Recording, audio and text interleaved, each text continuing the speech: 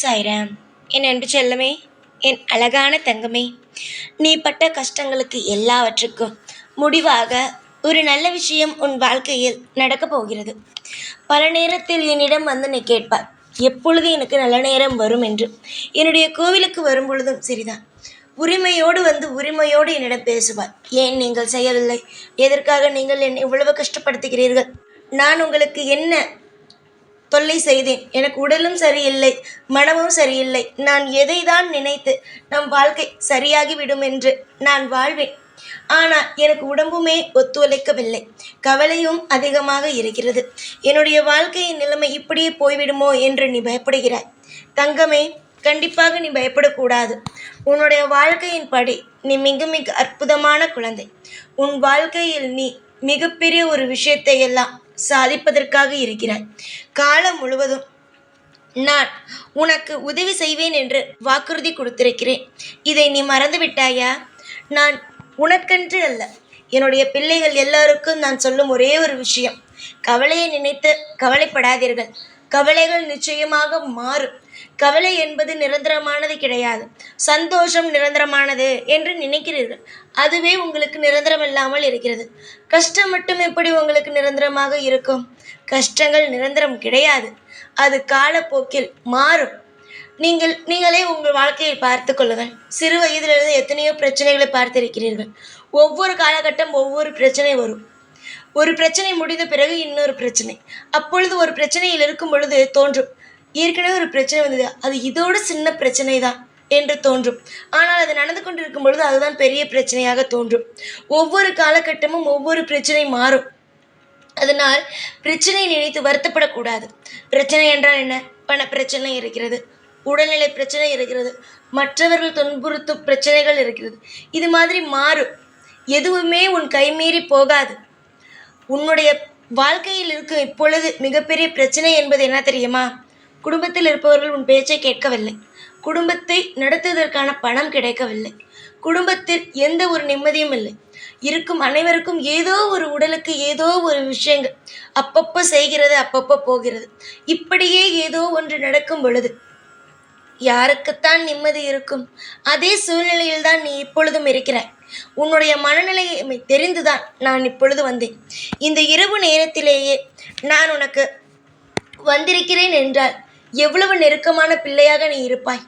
ஷீரடியிலிருந்து உன்னுடைய குரல் கேட்டு, உன்னுடைய மனக்குமுறல் கேட்டு இந்த நேரம் ஓடி வந்திருக்கிறேன், உனக்கு வாக்கு கொடுக்கிறேன் என்றால் நீ எவ்வளவு எனக்கு விருப்பமான குழந்தையாக இருப்பாய். எனக்கு சத்தியமாக சொல்கிறேன், எனக்கு உண்மையாக இருக்கும் பிள்ளைகள் எனக்கு மிக பிடிக்கும். அவர்கள் எந்த நேரத்தில் என்னை கூப்பிட்டாலும் நான் ஓடி வருவேன்.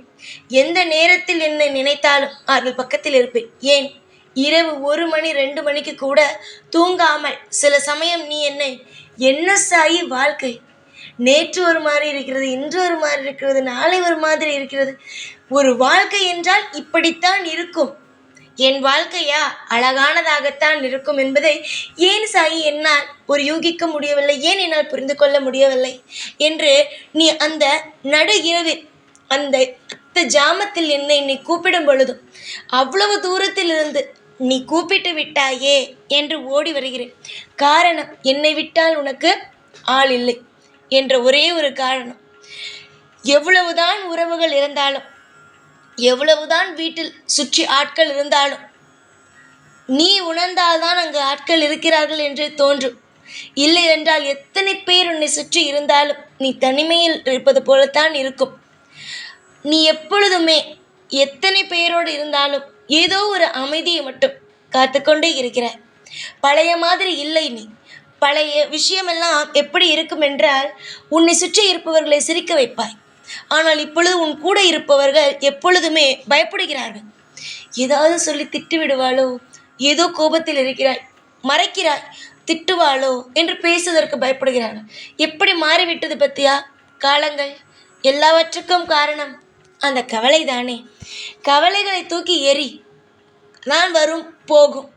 கவலையை தூக்கி எறி. சந்தோஷம் இருந்தாலும் தலையில் தூக்கி வைத்து கொள்ளாது, கவலை இருந்தாலும் அதை மனதுக்குள் தூக்கி வைத்து கொள்ளாது. இது இரண்டையுமே சமமாக பார். சந்தோஷமா வா, நான் சந்தோஷமாக இருக்கிறேன். கவலையா? தயவு செய்து போ என்று அப்படி நினைத்துக்கொள். நீ எப்பொழுது கஷ்டத்தை ஒரு மிகப்பெரிய ஒரு விஷயமாக பார்க்கிறாயோ அது உன்னை ஆள ஆரம்பித்துவிடும். கஷ்டம் உன்னை ஆளக்கூடாது. புரிகிறதா? உனக்கு ஒரு கஷ்டம் வருகிறதா? வரட்டும், என்ன, வந்துட்டு போகுது, அவ்வளவுதான். அதே நினைத்து கொண்டு புலம்பிக் கொண்டிருந்தால் அது உன்னை ஆள ஆரம்பித்துவிடும். உன்னால் அடுத்த கட்டம் எதுவும் செய்ய முடியாது. அதே இடத்தில் நிற்பாய். மற்றவர்கள் நினைக்கிறார்கள் பார், நீ ஒரு இடத்திலேயே நிற்க வேண்டும் என்று, அந்த இடத்தில் நிற்பாய். அதனால் ஒரே ஒரு விஷயத்தை மட்டும் தெரிந்து கொள். உன்னுடைய வாழ்க்கையின்படி நீ நிச்சயமாக பெரிய இடத்திற்கு வருவாய். உன்னுடைய வாழ்க்கையில் இருக்கும் ஒவ்வொரு விஷயமும் உன்னை மிகப்பெரிய ஆளாக்கும். நீ இப்பொழுது படும் அடியெல்லாம் உன்னை எவ்வளவு பெரிய ஆளாக்குகிறது என்று மட்டும் பார். நீ இப்பொழுது அடிப்படுகிறேனே, எனக்கு வலிக்குதே, என்னால் தாங்க முடியவில்லையே என்று 4 செவத்துக்குள் கத்துவது எனக்கு கேட்கிறது. அந்த அடியும் வலியும் உன்னை எவ்வளவு பெரிய ஆளாக்குகிறது என்று பார். ஒரு உதாரணத்திற்கு உன்னுடைய வாழ்க்கையை எடுத்துக்கோ. வேறு யாருடைய வாழ்க்கையையும் நீ பார்க்காது. உன்னுடைய வாழ்க்கையை மட்டும் பார். சரியா? சிறு வயதில் எப்படி இருந்தாய்? ஒன்றுமே தெரியாது. அம்மா அப்பா சாப்பாடு போட்டால் சாப்பிடுவாய், தேவைப்படுவதை கேட்பாய். எதிலும் உனக்கு ஆர்வம் இல்லாமல் இருந்தாய். ஆனால் வளர வளர சில அடிகள், நண்பர்களின் துரோகம், உறவுகளின் அசிங்கம், நீ கூட இருக்கும் பொழுதே உன் அப்பா அம்மாவை தேவையில்லாமல் உன்னிடம்தான் காசு இல்லையே, எதற்காக இப்படி பண்ணுகிறாய் என்று மற்றவன் கேள்வி கேட்பதை பார்த்தாய். இதையெல்லாம் பார்த்து நீ என்ன முடிவெடுத்தாய்? ஜெயிக்க வேண்டும், எல்லாவற்றையும் ஓட வைக்க வேண்டும், என்னுடைய குடும்பத்தின் உயரத்தை நான் உருவாக்க வேண்டும், என்னுடைய குடும்பத்தை தலை நிமிர வைக்க வேண்டும் என்று. அப்பொழுது இருந்த நீ இப்பொழுது எப்படி இருக்கிறாய்? எவ்வளவோ மாற்றம் உன்னிடம் நான் கண்டேன். எதுவுமே தெரியாது அப்பொழுதெல்லாம். ஏதோ வருவாய், சாப்பிடுவாய், தூங்குவாய், பெற்றோர்களிடமிருந்து தேவைப்படுவதை வாங்கிக் கொள்வாய். ஆனால் இத்தனை விஷயத்தை நீ பார்த்த பிறகு எவ்வளவு மாற்றம்! முயற்சி எடுக்கிறாய், தோற்று போனாலும் திரும்ப எந்திரித்து யாருடைய கைப்பிடித்தும் தூக்கிவிடாமல் நீயாகவே எழுந்து உட்கார்ந்திருக்கிறாய்.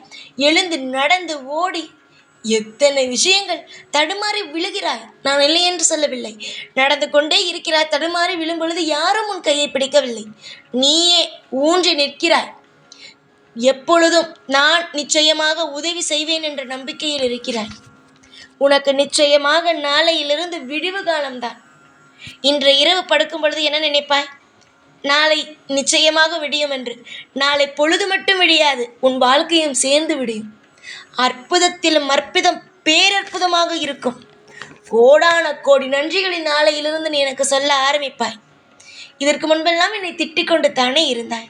ஆனால் இனிமேல் பார், சாயி சாயி சாயி என்னை இப்படி முன்னேற்றி விட்டாயே என்று என்னை நீ எப்பொழுதும் வாழ்த்திக் கொண்டே இருப்பாய். நீ என்னை பெருமையாக பேசுவதற்காக நான் இதையெல்லாம் உனக்கு சொல்லவில்லை, செய்யப்போவதில்லை.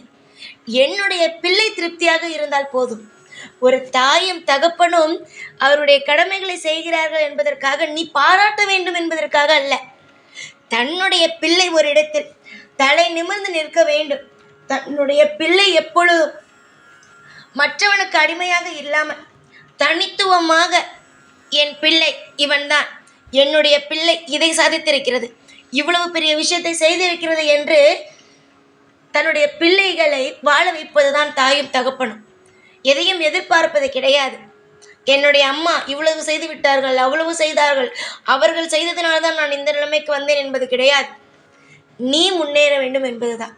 புரிகிறதா? நம்புங்கள், எல்லாமே நல்லதுதான் நடக்கும்.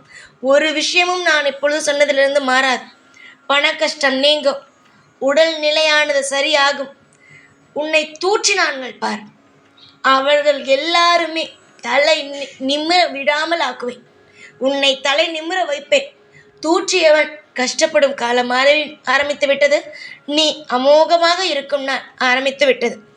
இனிமேல்தான் கொண்டாட்டம், சந்தோஷம் எல்லாமே. இதற்கு முன்பு வந்த பண்டிகைகளை எல்லாம் கவலையோடு கொண்டாடினாய். ஆனால் இனி ஒவ்வொரு நாளும் உனக்கு பண்டிகை தான், சந்தோஷமான நாளே.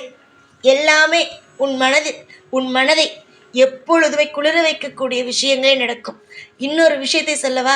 உன் மனம் போல வாழ்க்கை அமையும். உன்னுடைய மனமானது தூய்மையானது.